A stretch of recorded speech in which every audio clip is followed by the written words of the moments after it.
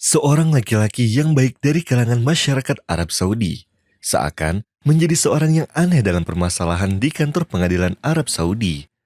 Masalah ini dikarenakan antara dua saudara di kantor pengadilan. Namanya Hizan Al-Fayyidi. Dia adalah laki-laki yang sudah berumur. Dia menangis di kantor pengadilan sampai membasahi jenggotnya. Maka, perihal apa yang membuatnya menangis? Apa yang membuat Hizan menangis ialah karena kalah dalam sebuah masalah yang jarang terjadi. Dia kalah di depan saudaranya untuk masalah hak asuh ibunya yang sudah tua rentan, yang hanya memiliki sebuah cincin dari tembaga.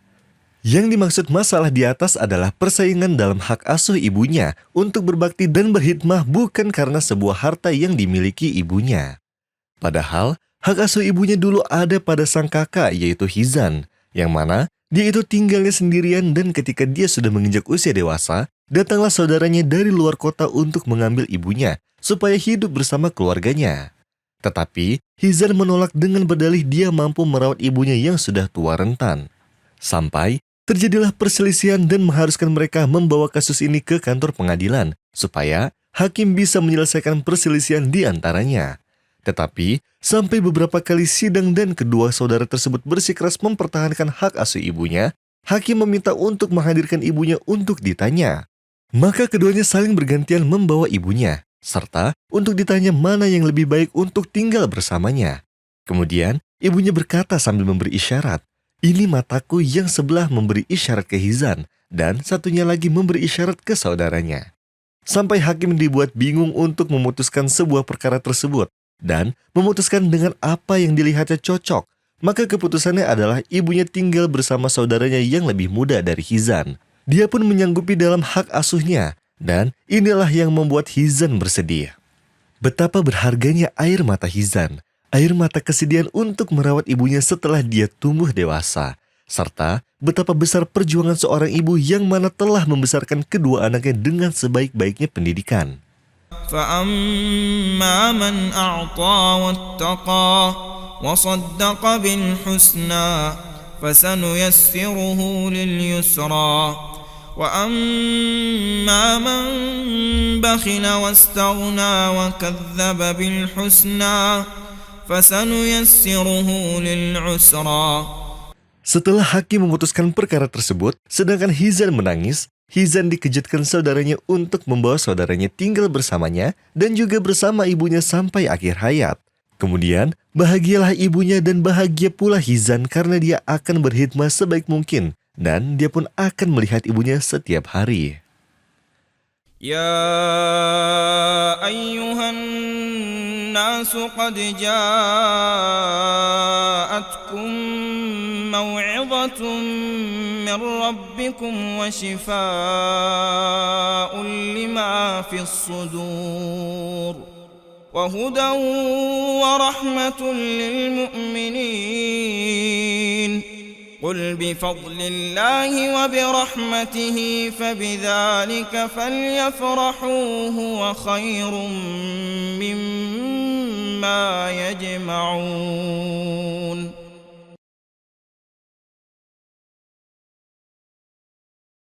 Pada suatu hari, seorang penjual minyak wangi menikah dengan gadis idamannya karena perangainya dan keturunannya yang baik.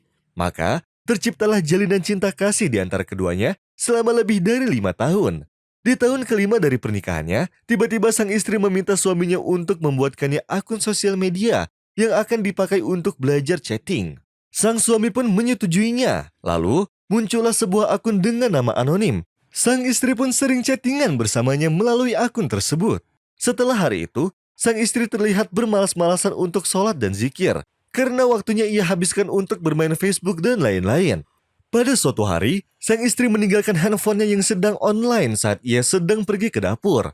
Sang suami pun terkejut, karena ternyata selama ini istrinya berhubungan dengan mantan kekasihnya atau pelamar pertama yang dulu telah bersamanya di kampus. Yang ternyata dulu istrinya mengharapkan mantan kekasihnya itu agar menikahinya. Tetapi, nasibnya menghantarkannya kepada suaminya yang sekarang. Karena adanya ikatan sang suami dengan orang tua istrinya setelah mereka tidak menyetujui hubungannya dengan mantan kekasihnya itu. Karena pada saat itu si mantan belum bekerja dan masih menganggur. Istrinya pun mengeluh pada mantan kekasihnya akan suaminya yang jarang bersamanya karena selalu bekerja. ولقد خلقنا الإنسان ونعلم ما توسوس به نفسه ونحن أقرب إليه من حبل الوريد. Setelah suami mengetahui bahwa istrinya berhubungan dengan mantan kekasihnya di Facebook, yang mana dia menyebarkan aib suaminya, padahal hubungannya sudah berlangsung sejak lama, maka sang suami pun berkata padanya, Allah telah menutupi aibmu sejak lama. Padahal kamu seharusnya bisa menyudahi hubungan ini, yaitu dengan mantan kekasihmu.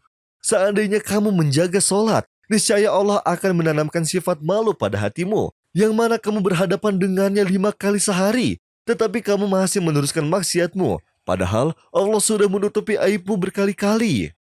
Sang suami pun belajar dari perselingkuhan istrinya, bahwa kholwat dalam syariat itu tidak diperbolehkan, dan chatting via Facebook termasuk dalam kholwat.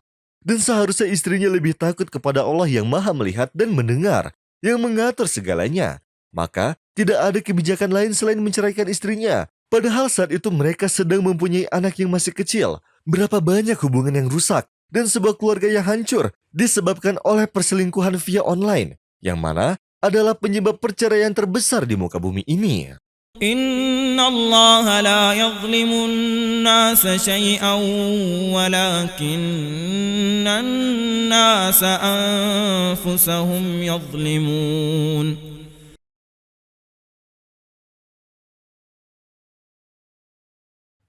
Hiduplah seorang wanita bersama suami dan anaknya dengan kehidupan yang mewah.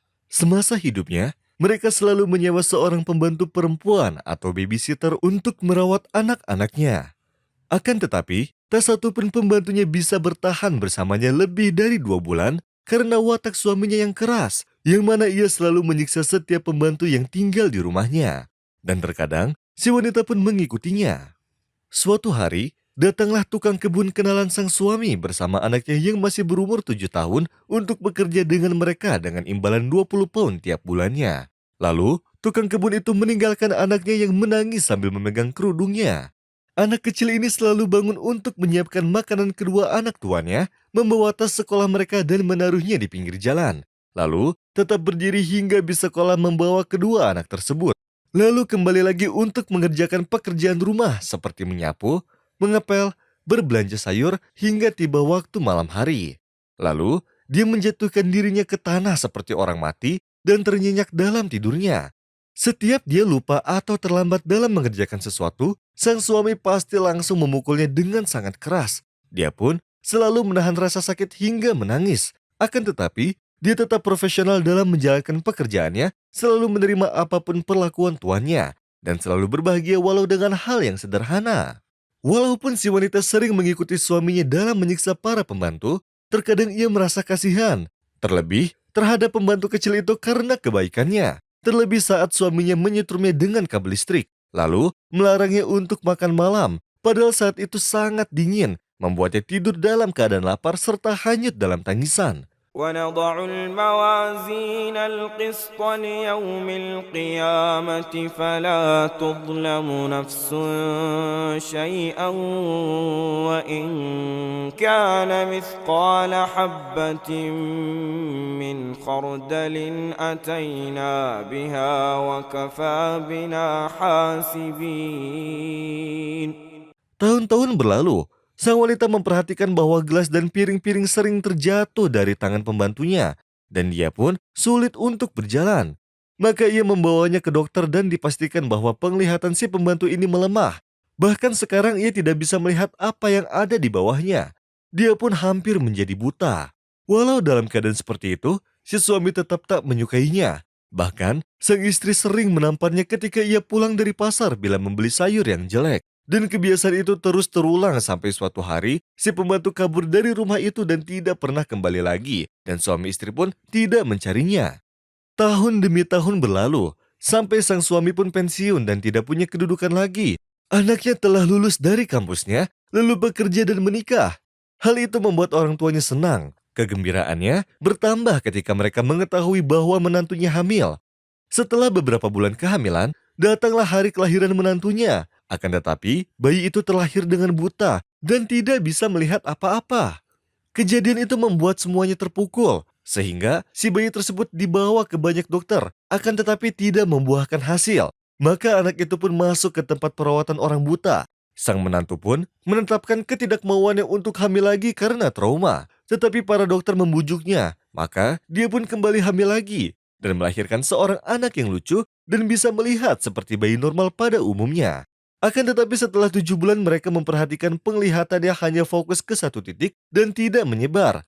Mereka pun membawanya ke spesialis mata yang mengatakan bahwa sang anak tidak bisa melihat kecuali secuil dari cahaya dan tidak lama lagi dia akan menjadi orang buta.